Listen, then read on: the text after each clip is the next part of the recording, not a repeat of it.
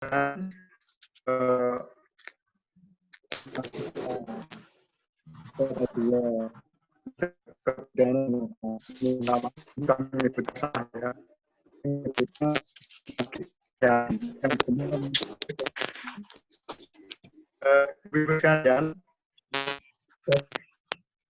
yang saya lakukan itu bahwa standar pendidikan disusun melalui organisasi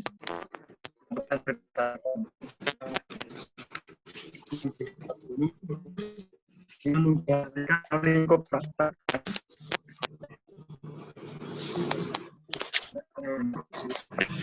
mengenai lingkup praktek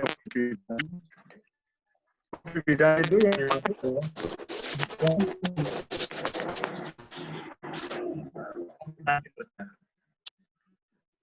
bidan yang memiliki master sambil kerja itu sebagai mahasiswa dan WHO WHO 5 bintang WHO.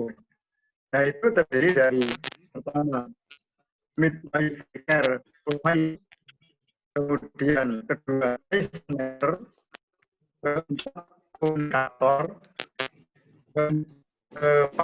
community leader, dan yang kelima terakhir manager. Dari dalam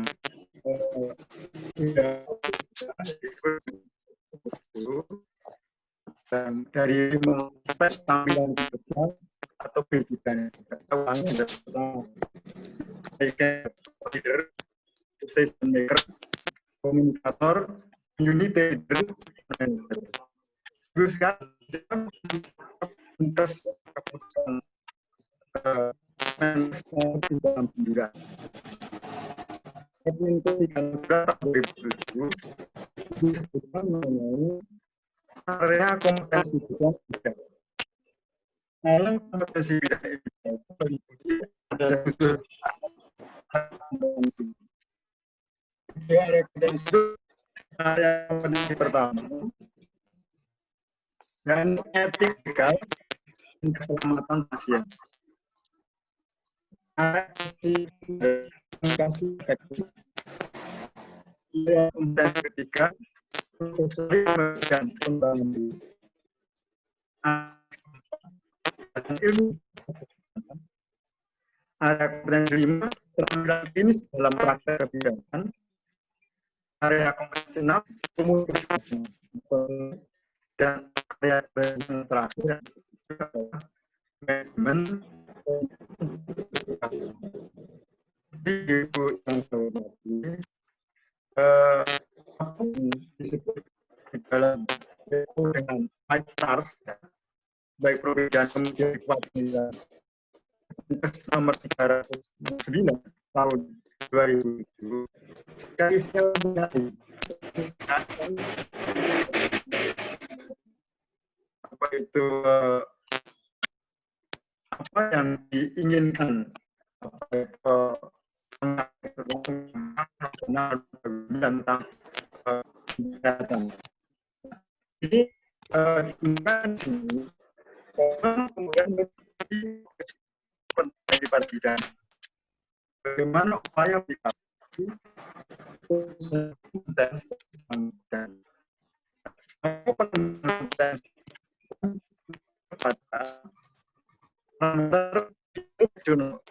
Federation of Midwives tingkat dengan IGM. Ini artinya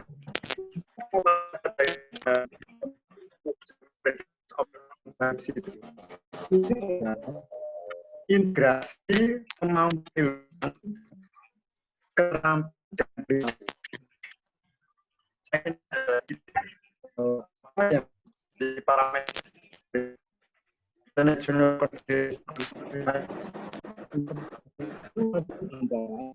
antara pengilmuan, keterampilan dan perilaku. Apa yang itu tempuh bukan keilmuan dan keterampilan dan perilaku, kita akan mewujudkan bagaimana disebut kompetensi pemuda lebih baik. Ya. Oleh karena itu, penerapan kompetensi ini harus melalui proses pendidikan kebidanan pada university level sesuai dengan keputusan WHO di Jenewa tahun 2009. Dan saya kira Ibu sudah tepat ya, Ibu mengambil program strata 2 untuk magister kebidanan karena ada standarnya sesuai dengan apa yang ditetapkan di WHO di Jenewa tahun 2009. Bahwa apa itu harus melalui proses pendidikan kebidanan dalam level universitas. Level universitas ini saya kira ini sudah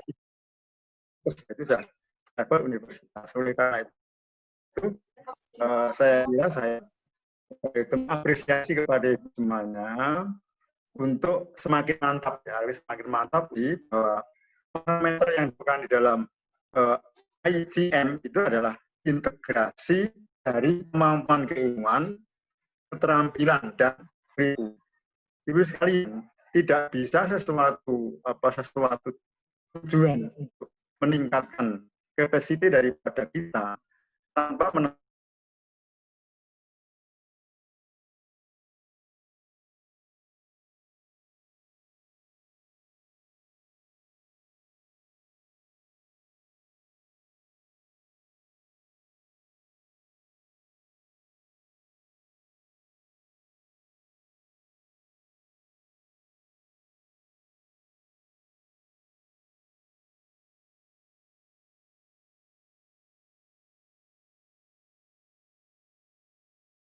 dan kemampuan membuat asesmen ya, terhadap kasus bidang. Jadi ibu-ibu sekalian, saya kira kita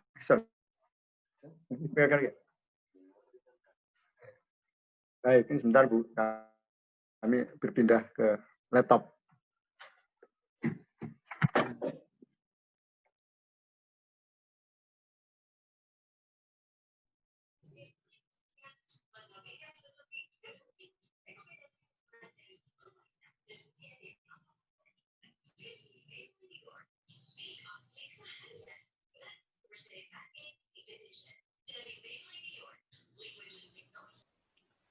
Bu Pur, Mbak Vero, Mbak Rini, halo. Halo. Mbak Vero kok hilang? Mbak Veronya kemana itu? Kok hilang? Ana. Ya. Halo sayang. Jelas ya Mbak Ana? Jelas, Ibu-ibu, jelas. Sewu, kalau ya. pas Prof sedang menyampaikan materi, mungkin kita matikan mute, kita mute Iya. ya Bu. Iya, iya, semuanya matikan kok biar nggak berisik, Mbak. Oke, jadi suaranya kadang mantul. Iya, Prof, betul. Prof Gofur, nyuwun sewu Prof suaranya belum masuk, Prof. Ganti Mbak Vicky, ganti ini ke laptop kok beliau. Lagi ganti. Ini sudah mulai menyampaikan tapi suaranya belum muncul. Prof. Tukar laptop Mbak Vicky. Tadi pakai HP, sekarang laptop. Ya. Jadi proses belum selesai kayaknya. Oke, sampun. Mari ya. kita lanjutkan. Ya, Bu Erna, yang saya di mute nggih Bu Erna.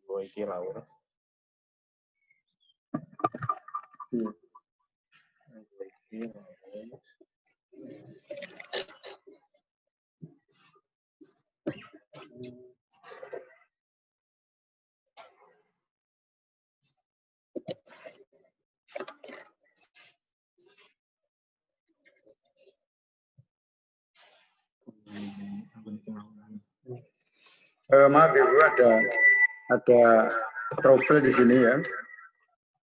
Agak trouble di sini. Ini sekalian, saya ingin menyampaikan lanjutannya tentang praktek kebidanan dan kebijakan penyelenggaraan kesehatan. Pembangunan kesehatan pada hakikatnya diarahkan untuk tercapainya kesadaran, kemauan, dan kemampuan hidup sehat bagi setiap orang, menyangkut fisik, mental, maupun sosial, budaya, dan ekonomi. Jadi Ibu sekalian, kalau kita melihat Undang-Undang 36 tahun 2009 tentang kesehatan, di situ memang penekanannya adalah bagaimana pembangunan kesehatan itu. Apa hakikat daripada pembangunan kesehatan itu? Hakikat pembangunan kesehatan itu diarahkan untuk mencapai kesadaran, kemampuan hidup sehat bagi setiap orang. Menyangkut mengenai fisik, mengenai mental, maupun sosial budaya dan ekonomi. Jadi dari sini saya kira tantangannya tidak mudah, karena bagaimana yang diatur dalam undang-undang sebagai pedoman dalam menjalankan tugas-tugas membangun kesehatan di Indonesia, yang hakikatnya ada diarahkan untuk kesadaran apa itu pelan kesehatan maupun masyarakat yang terkait kemampuan hidup sehat bagi setiap orang. Jadi tidak hanya untuk tenaga kesehatan, tapi setiap orang bagaimana punya kesadaran, punya kemauan ya untuk mampu hidup sehat. Hidup sehat itu tentu terkait dengan masalah fisik, mental, ya, maupun sosial budaya dan ekonomi. Kalau kita melihat bangsa kita sendiri kan masih prihatin karena dari sisi apa itu mental, fisik juga masih harus ditingkatkan. Mental kita melihat bahwa bagaimana ada krisis daripada mental ya, masyarakat kita kurang bagus dari bagaimana mencukupkan bagaimana menjaga mental, juga sosial budaya, apalagi ekonomi ya. Saat seperti sekarang pandemi ini turun sekali income per kapita kita atau tiap-tiap masyarakat dalam memperoleh hasilnya. Oleh karena itu, saudara sekalian, di era globalisasi yang sekarang kita tidak harus bersaing dengan negara-negara yang maju ya. Kita dituntut untuk menyiapkan manusia Indonesia yang berkualitas tinggi. Mengapa begitu?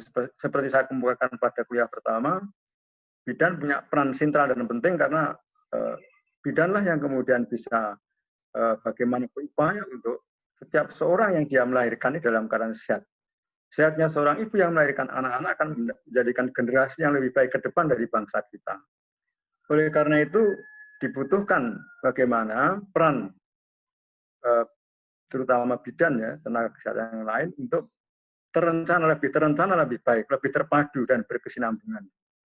Dengan cara seperti itu saya kira memang akan bisa meningkatkan bagaimana kebijakan yang diambil oleh pemerintah atas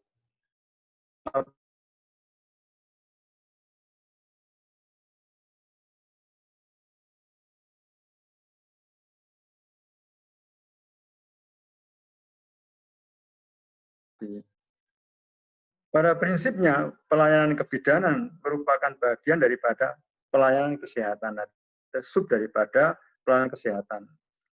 Atas dasar itulah maka pengaturan hukum tidak bisa lepas dari Undang-Undang Nomor 36 Tahun 2009 tentang kesehatan. Mengapa? Karena Undang-Undang 36 2009 itu merupakan kebijakan hukum yang dibuat oleh negara di bidang kesehatan di Indonesia. Undang-Undang 36 tentang kesehatan lahir untuk menjamin hak warga negara di bidang kesehatan yang diatur di dalam Undang-Undang Dasar 1945. Kita ingat bahwa di dalam Undang-Undang Dasar 45 itu tercantum dengan jelas cita-cita bangsa Indonesia yang merupakan tujuan nasional bangsa Indonesia. Apa tujuan nasionalnya? Yang dapat saya kemukakan adalah bagaimana melindungi segenap bangsa Indonesia itu dan seluruh tumpah Indonesia memajukan kesejahteraan umum. Memajukan kesejahteraan umum itu urgen sekali di bidang kesehatan tentu. Mencerdaskan kehidupan bangsa, ikut melaksanakan kehidupan dunia, berdasarkan kemerdekaan perdamaian abadi serta keadilan. Semua ini bisa dijalankan dengan baik ketika upaya-upaya untuk dengan pelaksanaan Undang-Undang 36 dari 9 tadi berhasil dengan baik. Artinya bangsa Indonesia terus meningkat kesehatan daripada fisik maupun mentalnya. Ibu-ibu yang saya hormati, berdasarkan Undang-Undang 36 2009 juga memperhatikan mengenai berbagai asas yang memberikan arah pembangunan kesehatan yang dilaksanakan melalui upaya kesehatan. Asas itu banyak sekali dalam undang-undang ini. Setidaknya ada 8 asas. Yakni asas perikemanusiaan, asas keseimbangan, asas manfaat, asas perlindungan, asas penghormatan terhadap hak dan kewajiban, asas keadilan, asas gender dan non-diskriminatif, asas norma agama. Kami akan mencoba untuk beberapa saja yang kami jelaskan. Arti penting daripada kita, terutama juga ibu-ibu semuanya, sebagai pengemban amanat untuk melaksanakan undang-undang kesehatan ini, misalkan disebut di sini adalah asas perikemanusiaan. Di dalam asas perikemanusiaan dalam Undang-Undang 39, berarti pembangunan kesehatan harus dilandasi atas perikemanusiaan yang berdasarkan pada ketuhanan yang Maha Esa. Tidak membedakan. Asas perikemanusiaannya adalah bagaimana karena bangsa kita bangsa yang mendasarkan kepada way of life Pancasila, yang di dalamnya juga mengenai perikemanusiaan diatur. Oleh karena itu asas perikemanusiaan tadi dilandasi atas perikemanusiaan yang mendasarkan ketuhanan yang Maha Esa. Perikemanusiaan yang mendasarkan ketuhanan yang Maha Esa, ibu sekalian, dapat kami kemukakan bagaimana manusia sebagai makhluk yang sempurna. Di dalam penjelasannya, manusia menurut Profesor Notonegoro itu adalah makhluk monopluralis. Makhluk monopluralis dari 3 monodualis dan sekaligus itu menyatu dalam diri manusia. Oleh karena itulah manusia yang diciptakan sempurna di antara makhluk-makhluk yang lain ini mendapatkan amanah tidak ringan, amanah yang berat, yakni sebagai pemimpin di bumi, khalifah fil ardi. Nah, kemudian ketika manusia telah mengambil pilihannya untuk menjadi seorang yang profesional, tentu asas perikemanusiaan ini supaya dapat dilaksanakan dengan sebaik-baiknya mendasarkan kepada ketuhanan yang Maha Esa. Sementara kita dari pendapatnya manusia monopluralis dari 3 monodualis, yakni manusia terdiri dari susunan kodrat, jiwa dan raga. Oleh karena itu tidak bisa hanya sehat raganya saja tanpa sehat jiwanya. Oleh Notonegoro dikemukakan bahwa untuk membangun manusia Indonesia yang Pancasilais harus seimbang antara fitrawi, monopluralis jiwa dan raga itu dibangun dengan seimbang, sehat jasmaninya juga sehat rohaninya. Yang kedua, monopluralis dari sifat kodratnya. Sifat kodrat manusia itu adalah terdiri daripada sifat individualistik, tapi juga sifat sosial. Dan itu menyatu dalam diri kita sebagai manusia. Oleh karena itu, kalau tidak bagus memanagenya untuk keseimbangan antara sifat individual dan sifat sosialnya, itu juga akan tidak bagus dalam membangun diri, keluarga maupun masyarakat. Yang ketiga, menurut Notonegoro, bahwa manusia itu fitrawi atau monodualis dari kedudukan kodratnya. Kedudukan kodrat manusia itu adalah otonom, mandiri, tetapi makhluk. Yang makhluk itu adalah ciptaan al-Khaliq, Tuhan yang Maha Kuasa. Oleh karena itu, walaupun hebatnya bagaimana manusia, harus menyadari bahwa manusia adalah makhluk ciptaan Tuhan yang banyak kelemahannya. Jadi manusia itu tempat lupa dan salah dalam tadi disebutkan begitu. Oleh karena itu, walaupun sudah sampai pada puncak ketinggian kemampuan ilmunya, kedudukannya tinggi, itu harus tetap rendah hati. Dengan kerendahan hati kedudukannya akan memunculkan sebenarnya bagaimana manusia yang berperi kemanusiaan. Banyak di antara kita kadang-kadang menganggapnya peri kemanusiaan itu kepada manusia saja, Pak. Tidak. Peri kemanusiaan manusia itu juga kepada dunia zoologi, tapi juga pada dunia botani sebagai khalifah fil ardi.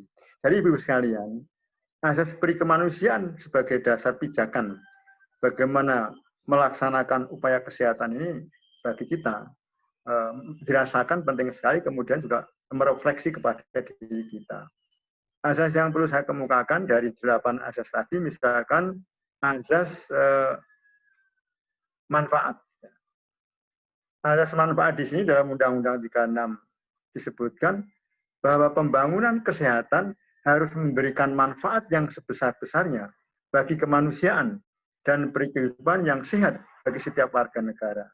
Jadi asas manfaat dalam undang-undang ini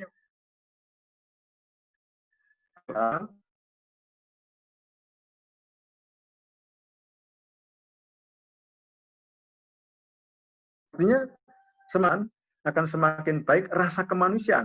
Rasa kemanusiaan baik ketika jasmani rohani seimbang. Artinya kecukupan pendidikan yang membangun bagaimana kecukupan daripada rohani untuk nilai-nilai agama yang diajarkan bisa masuk, bisa diterima dan dipahami oleh setiap bangsa Indonesia. Sehingga rasa kemanusiaan tadi itu terbangun dengan sebesar-besarnya dan beri kehidupan yang sehat bagi setiap warga negara Indonesia. Jadi asas manfaat ini kalau kita pahami juga sebagian dalam agama, sebaik-baiknya orang adalah yang terbaik bermanfaat bagi orang lain. Jadi kalau kita di dalam kehidupan ini mau merefleksi pada diri kita, kemudian menanyakan, sudahkah hidup saya itu manfaat bagi orang lain? Nah, ini kemudian akan bisa terjawab, alhamdulillah kita sudah bisa, hidup kita sudah kita upayakan sebaik-baiknya untuk bisa bermanfaat bagi orang lain. Khususnya dalam keluarga, seorang ibu juga bisa bermanfaat bagi anak dan suaminya dan keluarganya. Kemudian di masyarakat juga bermanfaat. Apa yang diberikan amanah kepada kita jalankan dengan baik. Sehingga dari asas manfaat yang ada dalam Undang-Undang 36 yang harus dimiliki di dalam pembangunan kesehatan Indonesia, bagi siapa saja tentang kesehatan Indonesia itu supaya bisa dipahami ini asas manfaatnya. Kemudian yang asas yang saya kemukakan berikutnya asas keadilan. Di dalam Undang-Undang 36 asas keadilan adalah penyelenggaraan kesehatan harus dapat memberikan pelayanan yang adil dan merata kepada semua lapisan masyarakat dengan pembiayaan yang terjangkau. Ibu-ibu yang saya hormati, bagaimana asas keadilan itu, apakah sekarang dalam kondisi seperti ini, Indonesia atau kita, khususnya tenaga kesehatan dan kita yang mendapat amanah itu, sudah bisa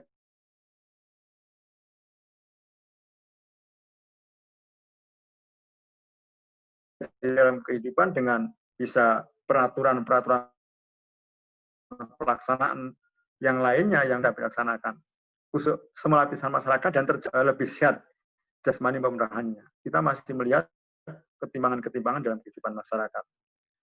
Asas yang terakhir yang saya kemukakan adalah asas norma agama. Dalam undang-undang disebutkan itu menganut asas norma agama. Berarti pembangunan kesehatan harus memperhatikan dan menghormati, tidak membedakan agama yang dianut masyarakat. Kadang-kadang ada pertanyaan-pertanyaan dari mahasiswa yang menyangkut mengenai ini. Dibutuhkan kebesaran jiwa menghadapi heterogenitas masyarakat untuk kita bisa menempatkan yang terbaik, untuk bisa melayani daripada masyarakat yang berbeda. Oleh karena pembangunan kesehatan harus memperhatikan, menghormati, tidak hanya tidak membedakan agama. Artinya di dalam agama kita yang mereka yang beragama Islam juga diingatkan, Bang. Lakum dinukum waliyadin. Bagimu agamaku, bagimu agamaku, bagiku agamaku. Artinya orang beragama itu hak pilihan untuk menentukan agamanya. Ketika masing-masing orang berusaha untuk meningkatkan kapasitas daripada nilai-nilai agama dalam dirinya sehingga menjadi orang yang soleh atau solehah, kita saling menghormati. Tidak kemudian kita tidak bisa menempatkan dalam posisi seperti itu. Oleh karena itu, kalau kita melihat kehidupan masyarakat Jawa, kadang-kadang saya temui mereka tidak begitu paham tentang agama. Tapi mengapa akhlaknya bagus ya? Tapi ada juga yang mereka itu adalah banyak memahami agama, tapi kok akhlaknya belum begitu bagus. Ini semuanya kan karena bagaimana memanage diri, mengolah diri kita. Oleh karena itu bahwa setiap orang adalah pemimpin. Dan setiap pemimpin akan dimintai tanggung jawabnya. Setiap orang, setidak-tidaknya orang harus bisa memimpin dirinya sendiri. Kalau tidak, tentu tidak baik. Padahal memimpin diri sendiri juga tidak mudah. Oleh karena itu, sekalian, asas norma agama dalam undang-undang kesehatan ini, undang-undang tentang kesehatan ini, memberikan memberikan landasan kepada kita untuk bisa dipahami bahwa dalam menjalankan kehidupan dalam rangka meningkatkan kualitas beragama yang semakin baik, kita tidak bisa meninggalkan bagaimana mungkin saudara kita atau tetangga kita atau orang lain ketika mereka juga bisa kita berikan kesempatan untuk bagaimana meniru kita dalam meningkatkan nilai agama. Artinya ketika agamanya semakin baik, dikatakan semakin soleh atau solehah, perilakunya, akhlaknya semakin baik. Padahal tadi kami katakan bahwa integritas terintegrasi dari bagaimana keilmuannya, prakteknya, dan perilakunya. Seorang yang profesional tentu ketika ilmunya cukup, ya, karena profesional itu ilmunya cukup untuk dia melaksanakan ilmu itu, kemudian keterampilan itu cukup, kemudian perilakunya baik, itu tentu akan membuat ketentraman di dalam menjalankan tugas-tugas bagi seorang yang profesional dengan kedudukan atau jabatan itu. Ibu-ibu yang saya hormati, profesi bidan dalam konteks kebijakan penyelenggaraan kesehatan menempatkan bidan sebagai bagian dari tenaga kesehatan Indonesia. Di dalam Undang-Undang 36/2009 tentang kesehatan menyebutkan tenaga kesehatan merupakan sumber daya kesehatan yang paling utama. Kami ulangi lagi bahwa tenaga kesehatan merupakan sumber daya kesehatan yang paling utama. Sebab dengan tenaga kesehatan ini, semua sumber daya kesehatan yang lain, seperti fasilitas pelayanan kesehatan, perbekalan kesehatan, teknologi, dan produk teknologi, dapat dikelola secara sinergis dalam rangka mencapai tujuan pembangunan kesehatan yang diharapkan.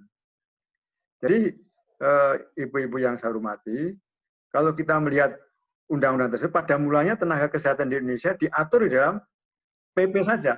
Dulu ada dalam peraturan pemerintah nomor 32 tahun 1996 tentang tenaga kesehatan. Nah, dalam peraturan pemerintah ini kemudian dirubah dengan undang-undang, artinya ditingkatkan dari peraturan pemerintah menjadi undang-undang supaya kedudukannya lebih kuat karena undang-undang itu mengikat seluruh warga negara. Nah, di sini dalam PP 32 tahun 1996 tentang tenaga kesehatan disebutkan di situ adanya berbagai macam tenaga kesehatan. Ibu saya kira malah lebih tahu ini ya, berbagai macam tenaga kesehatan yang mempunyai bentangan yang sangat luas, baik dari segi latar belakang, pendidikan maupun jenis pelayanan atau upaya kesehatan dilakukan, yakni di dalam PP tersebut ada yang disebutkan tenaga medis. Tenaga kesehatan itu ada 7 bidangnya ya. Tenaga medis, tenaga keperawatan, tenaga kefarmasian, tenaga kesehatan masyarakat, tenaga gizi, tenaga keterampilan fisik, tenaga keteknisan medis. Nah, ada 7 ini. Nah, ini kemudian dibagi-bagi lagi. Dibagi-bagi, misalkan tenaga medis itu ada 2, dokter gigi. Tenaga keperawatan mencakup perawat bidan.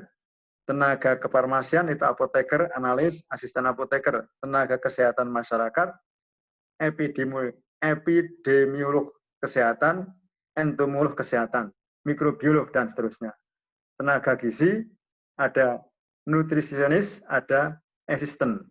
Kemudian tenaga keterampilan fisik ada fisioterapis, ada terapis bicara. Kemudian tenaga keteknisan medis itu yang paling banyak di sini ya. Tenaga medis itu mencakup radiografer, radioterapis, teknis gigi, teknis elektromedis, analis kesehatan, refraksionis optisten, torik prostetik, teknisi transfusi dan perkamedis. Nah, ini di dalam PP ini dijelaskan mengenai tenaga kesehatan itu dengan dibagi ada 7 bidang ini ya, Ibu sekalian. Ibu yang saya hormati, tenaga kesehatan memiliki peranan penting. Apa peranan pentingnya? Dalam rangka meningkatkan kualitas pelayanan kesehatan yang maksimal kepada masyarakat agar masyarakat mampu meningkatkan kesadaran. Artinya meningkatkan kesadaran kan tidak mudah. Artinya semua tenaga yang terhimpun dalam 7 bidang tadi itu sebenarnya peranan pentingnya dalam rangka apa? Dalam rangka meningkatkan pelayanan kesehatan secara maksimal. Kepada siapa? Kepada masyarakat. Agar bagaimana? Agar masyarakat mampu meningkatkan kesadaran.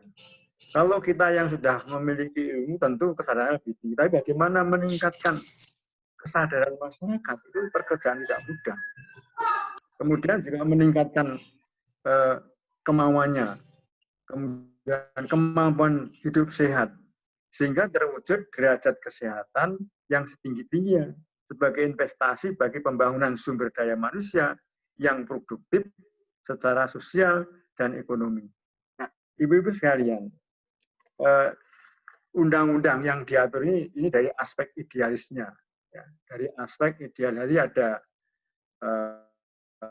dulu kami kemukakan dalam kuliah pertama bahwa kita akan menjumpai masalah. Masalah itu ada kesenjangan antara yang seharusnya, yang ideal, seperti dalam undang-undang ini. Ini yang seharusnya diatur. Undang-undang mengatur yang seharusnya, yang ideal. Tapi dalam praktek kita menjumpai yang senyatanya tidak seperti yang seharusnya. Itu namanya masalah. Dan kalau ada masalah seperti itu menjadi kewajiban tenaga ahli atau ahli untuk meneliti kembali. Jangan-jangan refleksi daripada apa yang termuat dalam undang-undang itu pada saat itu sudah harus dirubah lagi sesuai dengan tuntutan zamannya. Ini yang saya hormati.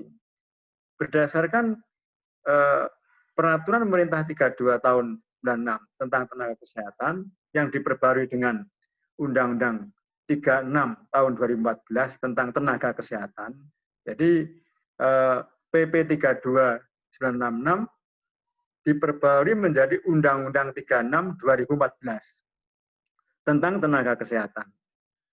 Undang-Undang tenaga kesehatan menyebutkan bahwa penyelenggaraan upaya kesehatan harus dilakukan oleh tenaga kesehatan yang bertanggung jawab, yang memiliki etik dan moral yang tinggi, keahlian dan kewenangan yang secara terus-menerus harus ditingkatkan mutunya melalui pendidikan dan pelatihan yang berkelanjutan, sertifikasi, registrasi, perizinan, serta pembinaan, pengawasan, pemantauan agar penyelenggaraan upaya kesehatan memenuhi rasa keadilan dan beri kemanusiaan, serta sesuai dengan perkembangan ilmu pengetahuan dan teknologi kesehatan.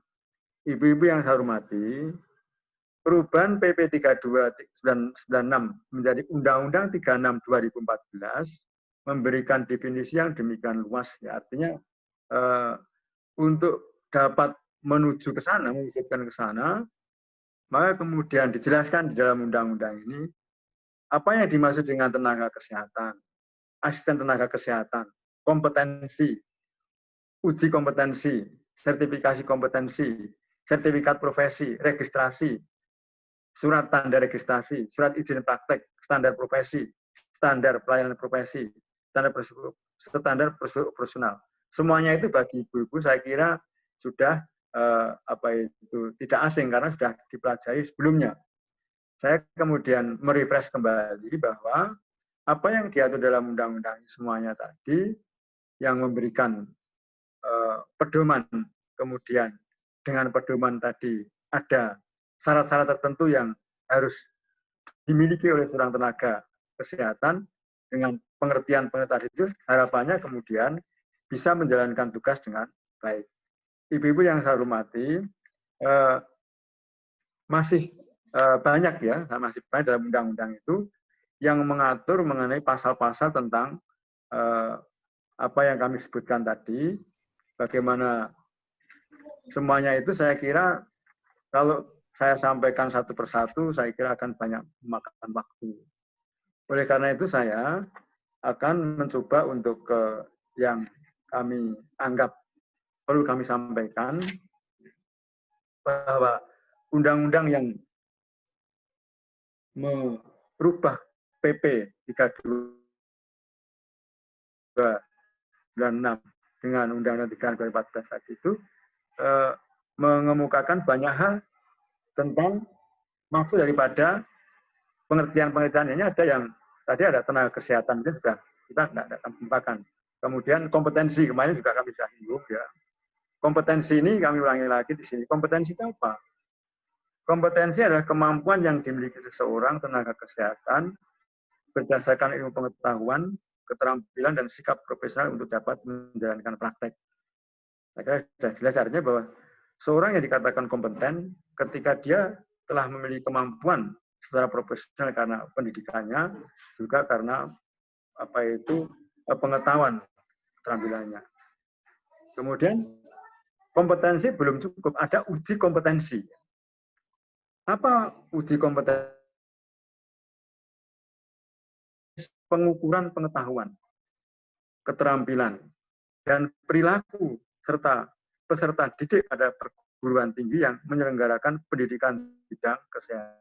Jadi seperti ibu semuanya, sekarang sedang menjalankan studi untuk magister kebidanan di prodi program studi itu di Stikes Guna Bangsa. Kemudian bagaimana ada uji kompetensi. Uji kompetensi adalah proses pengukuran pengetahuan. Artinya ketika ibu sekarang sedang belajar, ada namanya kurikulum, ada namanya silabi. Kemudian di dalam kurikulum dan silabi dituangkan di dalam kemudian RPS atau RPKPS, dapat ibu baca, kemudian dari apa yang dikemukakan itu akan ditentukan sebenarnya seberapa yang disampaikan dan kemudian ketika diuji telah sesuai dengan kompetensi yang seharusnya dimiliki oleh seorang yang memiliki profesi tertentu. Nah, inilah yang kemudian sudah terpenuhi dari kompetensi, kemudian sertifikasi kompetensi. Ada diberikan sertifikat ya, surat tanda pengakuan terhadap kompetensi tenaga kesehatan untuk menjalankan praktek kompetensi. Jadi ibu-ibu sekalian, walaupun ibu-ibu misalkan studi ternyata hasilnya luar biasa, nilainya semuanya A, predikatnya cum laude, tetapi kalau tidak dapat sertifikasi kompetensi, tidak bisa kerja. Artinya negara, pemerintah memberikan pengakuan itu dengan bentuk sertifikasi atau sertifikat kompetensi. Kemudian ada sertifikat profesi. Sertifikat profesi ini adalah surat tanda pengakuan untuk melakukan praktek profesi yang diberi lulusan pendidikan profesi. Semuanya ada terukur, kemudian ada tanda-tanda, kemudian ada surat izin praktek, standar profesi tadi ya, ada standar profesi apa? Standar batasan kemampuan minimal. Standar profesi adalah batasan kemampuan minimal berupa pengetahuan, keterampilan, dan perilaku profesional yang harus dikuasai dan dimiliki oleh seorang individu untuk dapat melakukan kegiatan profesionalnya pada masyarakat secara mandiri. Organisasi profesi oleh organisasi bidang kesehatan, kalau bidan ya IB itu. Nah, ini ada standar profesinya, kemampuan minimal itu harus dimiliki. Oleh karena itu, saudara sekalian, di dalam ujian kan kita akan mendapat nilai A, dapat nilai B, dapat nilai C, minimal C atau minimal B untuk mata kuliah tertentu yang penting. Itu semuanya untuk menunjukkan bahwa sebenarnya setelah mendapatkan materi, kemudian ibu mempelajarinya, kemudian diuji. Dari hasil ujian sudah mendapat nilai. Nilai itu adalah ukuran seberapa yang terserap dan kemudian dimiliki oleh seorang mahasiswa dengan ilmu yang diberikannya. Pada waktu tugas akhir, pada waktu ujian tesis, dengan mengumpulkan semua nilai, maka akan dinyatakan lulus, misalkan lulus dengan lulus dengan sangat memuaskan, lulus dengan memuaskan, lulus dengan cum laude. Ini semuanya menunjukkan bahwa itu nanti yang akan menentukan bagaimana ketika seseorang menjalankan tugasnya sebenarnya sudah terpenuhi dengan baik, minimal ini ada standar profesi, ada batasan kemampuan minimal berupa pengetahuan, keterampilan, dan perilaku profesionalnya. Jadi ada batas minimalnya. Ya. Jadi apakah yang predikatnya memuaskan, sangat memuaskan atau cum laude ya. Ini jadi ada standar. Ini di dalam pendidikan juga begitu ya. Diukur oleh organisasi,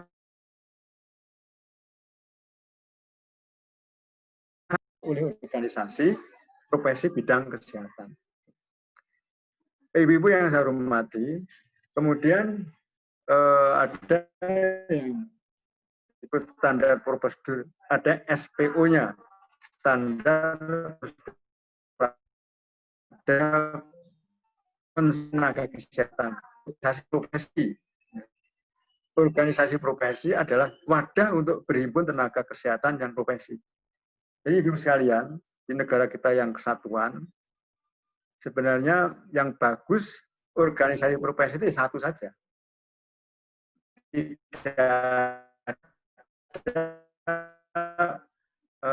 Saya misalkan IBI dananya dalam Undang-Undang 45 pendapat untuk mendirikan satu organisasi tertentu, tapi menurut saya di negara kesatuan dan dalam rangka untuk persatuan, kemudian di antara seprofesi itu tidak kemudian konflik mengenai pandangan-pandangan yang berbeda, maka satu saja, lebih baik satu. Walaupun misalkan notaris. Notaris itu terhimpun organisasi adalah Ikatan Notaris Indonesia. Tapi selain ini ada organisasi lain, ya. Selain ini, ya, Pernori misalkan. Nah, ini semuanya memang boleh, tapi menurut saya baiknya adalah satu saja. Artinya, apakah satu tidak memberikan kebebasan berdemokrasi, Pak? Oh, iya, tapi dengan satu organisasi itu akan justru akan terbangun rasa persatuan, melaksanakan profesi yang mulia, nobil officium itu. Ya. Kemudian, Bapak, Ibu-ibu semuanya ya. Kemudian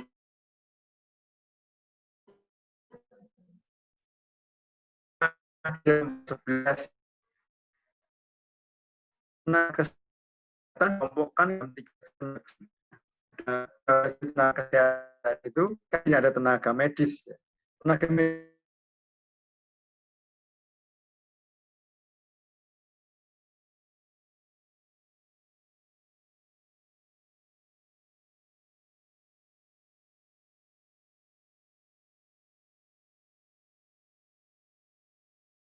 pelayanan kesehatan sesuai dengan standar profesi. Memberikan pelayanan sesuai dengan standar pelayanan profesi. Memberikan pelayanan kesehatan sesuai dengan standar prosedur operasional. Memberikan pelayanan kesehatan dan standar prosedur operasional dan etika profesi serta kebutuhan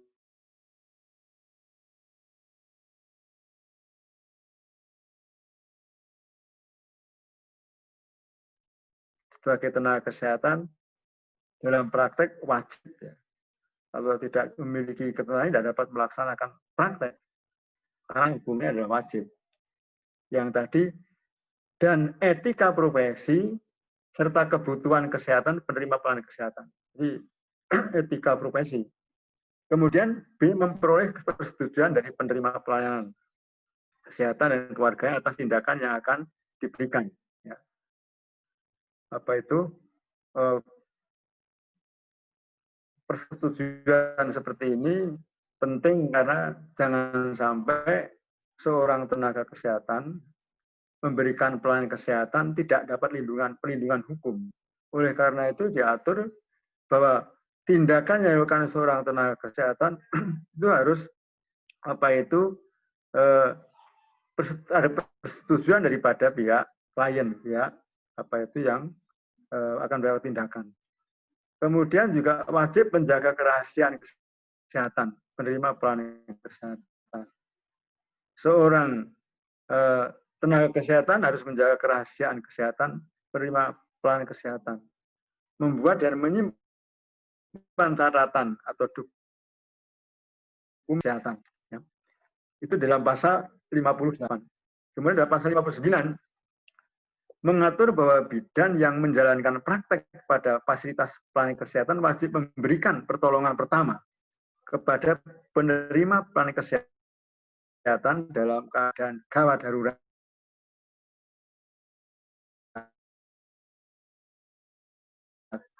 dan atau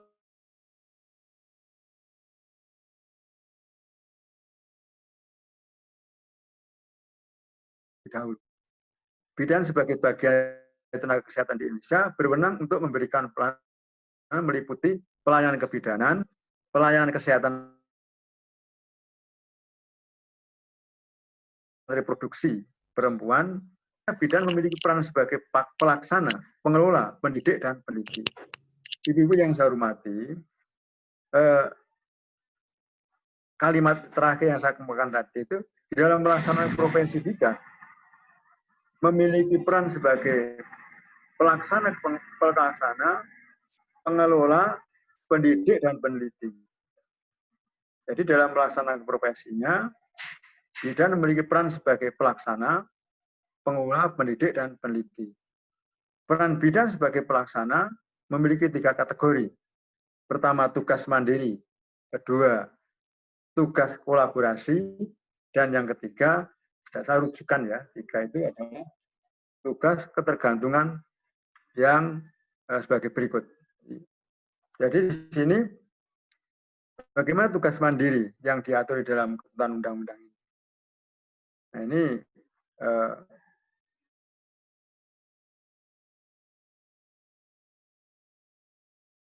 antara lain kami sebutkan tugas manajemen kebidanan pada setiap asuhan kebidanan yang diberikan sampai A sampai I ini ya banyak sekali. Kemudian yang kedua, memberi pelayanan dasar memberi asuhan kebidanan kepada klien selama kehamilan normal, dan seterusnya.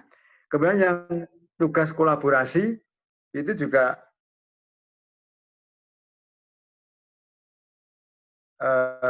diatur kolaborasi bagi seorang bidan dalam pelaksanaan adalah menerapkan manajemen kebidanan. Ini Ibu yang lebih tahu ya, apa manajemen kebidanan itu? Menerapkan manajemen kebidanan pada setiap asuhan kebidanan sesuai dengan fungsi kolaborasi dengan melibatkan klien dan keluarga. Memberi asuhan kebidanan pada ibu hamil dengan risiko tinggi yang pertolongan pertama pada kegawat daruratan yang memerlukan tindakan kolaborasi. Dan seterusnya. Ibu sudah, saya kira sudah perso untuk tentang ini. Kemudian ketiga, tugas ketergantungan menerapkan manajemen kebidanan, memberi asuhan kebidanan, dan seterusnya. Kemudian peran sebagai pengelola, bidan mempunyai tugas utama, dua tugas yaitu mengembangkan pelayanan dasar kesehatan, berpartisipasi dalam tim untuk melaksanakan program kesehatan. Jadi bagaimana peran daripada bidan dalam pengelolaan yang ada 2 tugas, tapi di sini ada bagaimana bidan berperan sebagai peneliti. Bidan mempunyai tugas melakukan investigasi atau penelitian terapan dalam bidang kesehatan baik secara mandiri maupun berkelompok.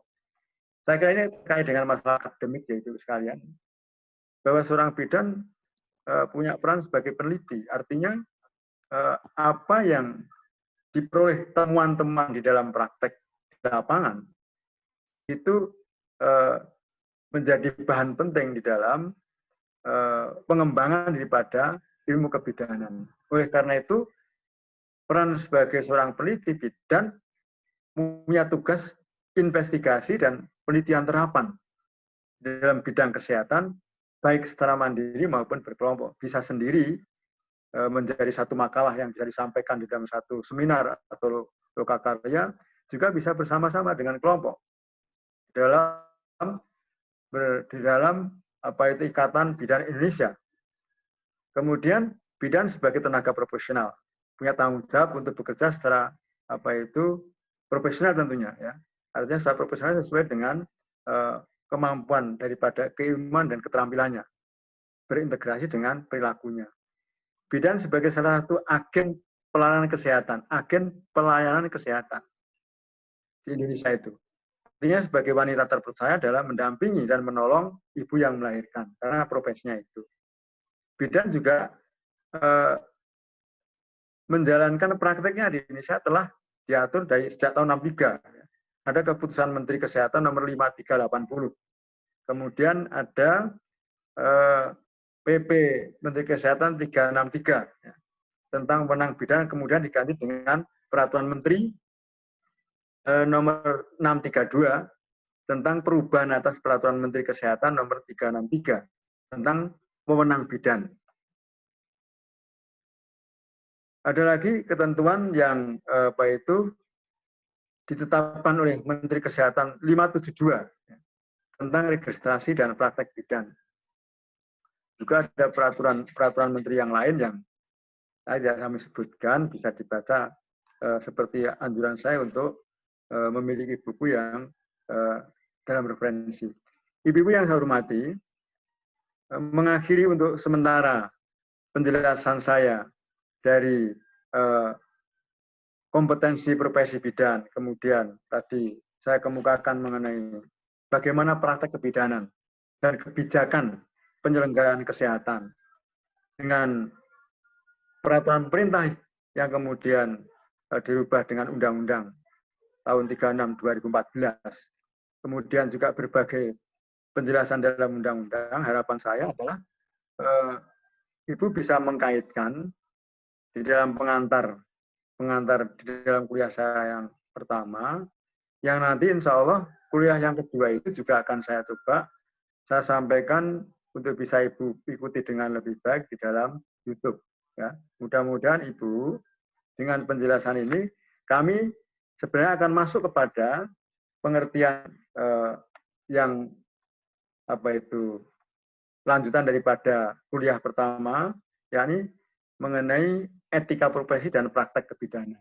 Tapi saya kira itu nanti akan saya sampaikan dalam kuliah berikutnya. Dalam kuliah ini kami mencukupkan sampai kepada bagaimana kebijakan kebidanan dalam undang-undang tentang kesehatan dan bagaimana kompetensi daripada bidan. Oleh karena itu saya menyerahkan kepada ibu-ibu dari kuliah pertama dan apa yang saya sampaikan ini mungkin ada pertanyaan-pertanyaan yang bisa kami jawab dari perguruan pertama maupun apa yang ada dalam pikiran ibu terkait dengan masalah etika profesi dan undang-undang kesehatan. Silakan ibu-ibu semuanya bisa menyampaikan pertanyaan atau yang lainnya yang terkait dengan baik.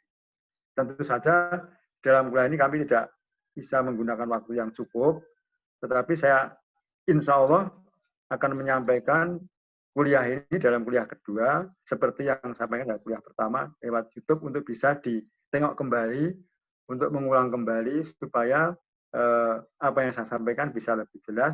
Selain itu juga saya mohon untuk dibaca buku yang kami anjurkan. Silakan ibu-ibu, kalau ada pertanyaan, kami tunggu.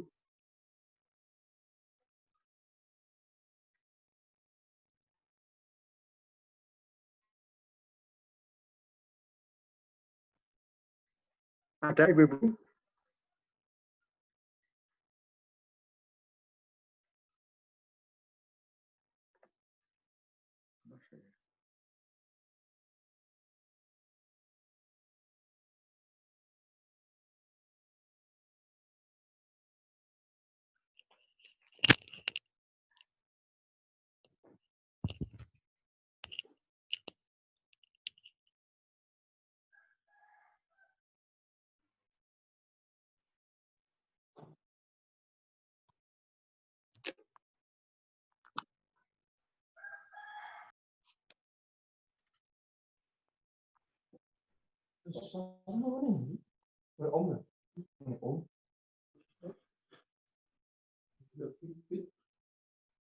Aku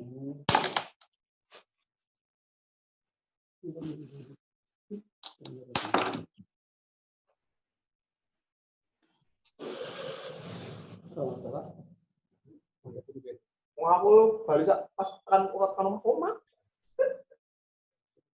Aku ini nyasar loh, tapi nyasar loh cepat. Kalau di jalan. Kalau gas kau ngalih ngerti orang melewat Magelang loh. Magelang. Oh tekan beli lali gitu. Enggak, aku ya mau bingung apa ngomongnya. Ini lewat lah tapi. Oh, uti-uti tekan ngawen.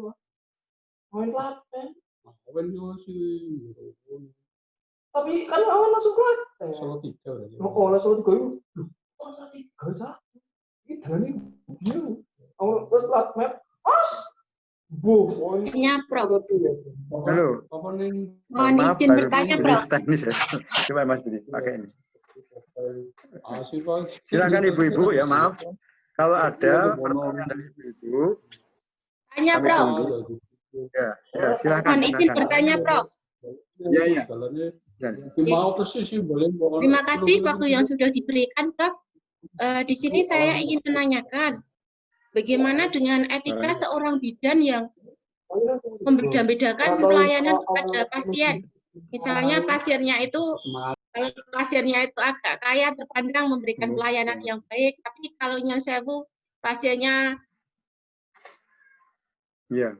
kurang mampu memakai kartu jaminan atau apa, memberikan pelayanan ya seadanya, gitu. Terima kasih, Prof. Diulangi, kami diulangi. Oh, nggih. Bagaimana dengan bidan yang membeda-bedakan pelayanan kepada pasien? Misalnya kalau pasiennya itu kaya, terpandang, memberikan pelayanan terbaik.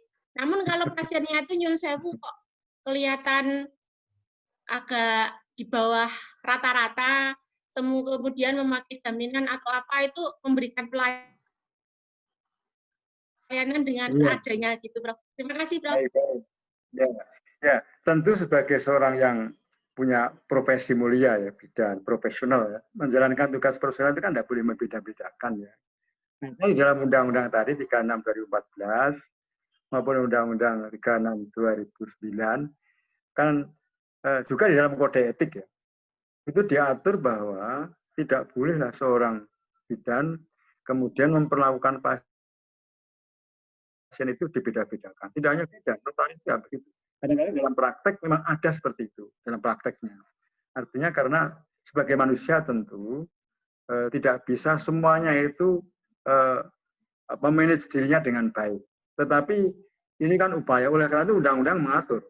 Undang-undang mengatur, peraturan pemerintah, kemudian kode etik, semuanya dalam rangka untuk menyempurnakan tujuan yang ingin dicapai oleh satu profesi yang harus menjalankan secara profesional, sehingga tidak dibenarkan seorang yang melakukan pertolongan, pelayanan kepada pasien itu dibeda-bedakan. Nah, walaupun kadang-kadang juga kita bisa menyadari orang-orang yang tidak terpelajar kepada kita, kadang-kadang kita merasakan kurang menaruh hormat. Tapi kita yang diberikan karunia dengan ilmu, dengan keterampilan, dengan perilaku yang seharusnya baik, tidak boleh membeda-bedakan. Jadi ibu siapa? Bu Rini ya, Bu Rini Indarti ya, Bu Rini Indarti. Saya kira memang dalam praktek ada seperti itu, tapi hendaklah setelah semakin dapat pengetahuan, dapat ilmu, membangun moral kita harus menyempurnakan hidup ini dengan memberikan pelayanan yang baik dan tidak membedakan orang-orang yang kelasnya itu berbeda. Memang ada yang biasanya kalau ada yang orang yang kurang kebanyakan, apalagi tidak punya, kita kan melihat performanya, berarti kan kita seakan-akan membedakan. Tapi kalau ada yang seperti itu harus dihilangkan. Harus kita terima mereka dengan pelayanan sebaik-baiknya. Karena itu nanti berdampak kepada diri kita juga, Bu. Berdampak kepada pribadi atau praktek yang kita jalankan. Orang yang menjalankan tugas dengan ikhlas, dengan penuh perhatian, Allah Maha tahu. Dan makanya ada waskat pengawasan melekat. pengawasan melekat dari atasannya itu ada pengawasan malaikat. Pengawasan malaikat itu menunjukkan perilaku kita harus kita jaga dengan baik dalam memberikan pelayanan. Sehingga yang bisa menahan diri ya diri kita. Kalau kita melaksanakan tugas dengan baik, insya Allah hasilnya akan baik dan menenteramkan hati. Itu Bu ya. Kembali kepada peraturannya, kembali kepada kode etiknya. Dan kembali kepada pribadi kita sendiri, harus bisa menahan diri untuk melayani yang terbaik bagi siapa saja, tidak membeda-bedakan mereka kaya, mereka miskin, mereka orang kebanyakan. Itu ya. Nah, kemudian kalau ternyata dia ada kekurangannya, kita harus kemudian berbesar hati. Jadi kadang-kadang apa dia bisa bayar? Kalau mereka benar nggak bisa bayar, sifat seorang profesional kemudian dengan profesi yang mulia itu menolong.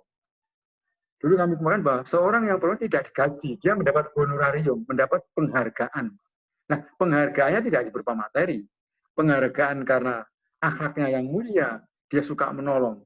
Yang di mata Allah adalah menjadi hamba-hamba yang mulia, yang soleh. Itu Bu ya. Siapa lagi yang ada?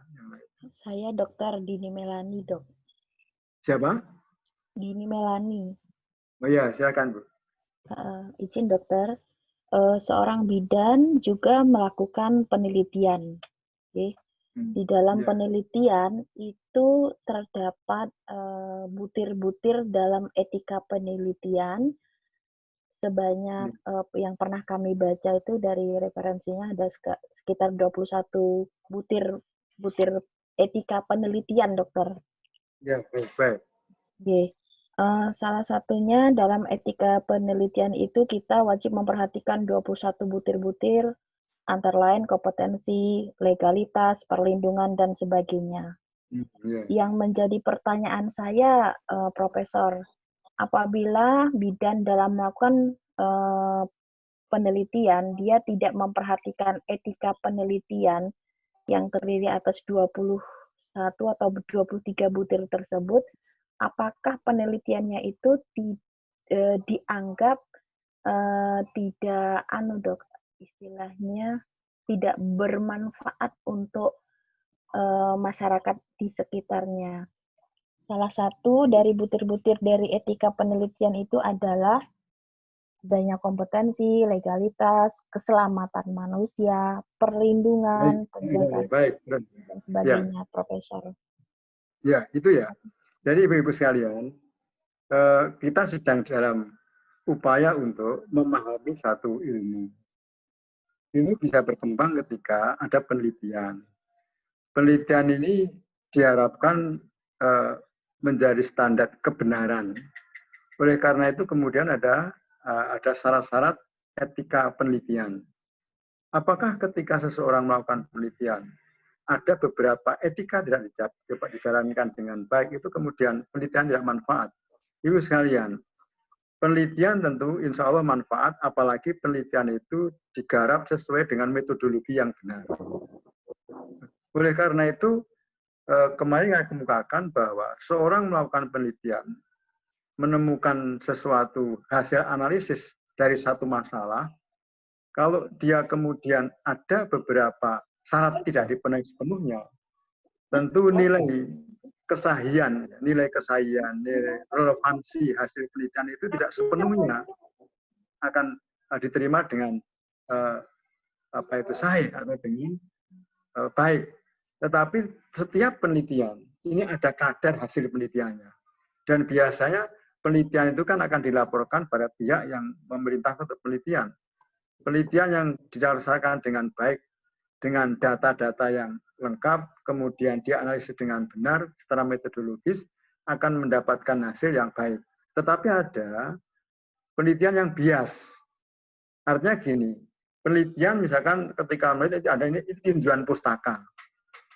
Penelitian tinjauan pustaka artinya seorang peneliti mendasarkan pada referensi pada buku-buku atau penelitian sebelumnya, tidak di lapangan.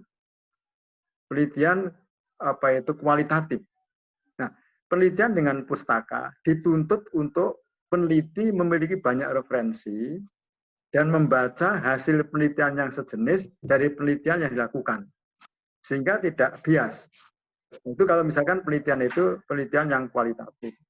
Penelitian yang kuantitatif kemudian atau kombinasi dari kualitatif-kuantitatif itu dituntut untuk mengcombine antara penelitian lapangan dan penelitian kepustakaan. Oleh karena itu ada etika bagaimana penelitian itu dilakukan sehingga akan mendapatkan hasil yang terbaik. Tetapi memang hanya terjadi seorang mahasiswa melakukan penelitian pada waktu diuji, nampak bahwa penelitiannya belum begitu baik. Mengapa belum bisa? Karena data yang diperoleh belum lengkap, ada minimalnya. Misalkan wawancara seseorang, berapa orang yang minimal harus diwawancarai? Apakah kuesionernya telah memenuhi syarat kuesioner untuk mengungkap seperti kemarin? Apakah itu pertanyaan what, how, atau why? Nah, pertanyaan-pertanyaan itu setelah dibuat kuesioner, jawabannya apakah sudah tepat seperti keinginan di dalam penelitian itu? Kalau ternyata jawabannya juga belum baik, analisisnya belum baik, walaupun telah memenuhi etika, syarat-syarat etika dipenuhi, itu juga belum tentu baik juga. Jadi bahwa penelitian itu, halo? Jadi penelitian itu tidak sekedar bahwa seseorang telah memenuhi kualifikasi itu, tapi kemudian maka diuji mengenai data yang diperoleh, hasil analisis, metodologinya bagaimana. Itu Bu. Ya. Jadi seorang yang melakukan penelitian sebaiknya memenuhi etika penelitian. Kalau misalkan ada yang belum, nanti juga bisa melakukan penelitian, tetapi kemudian kualitas dari hasil penelitian itu apakah cukup baik, apakah kurang baik, itu akan dilihat oleh tim penilai daripada penelitian. Itu Bu ya. Ya, Ibu.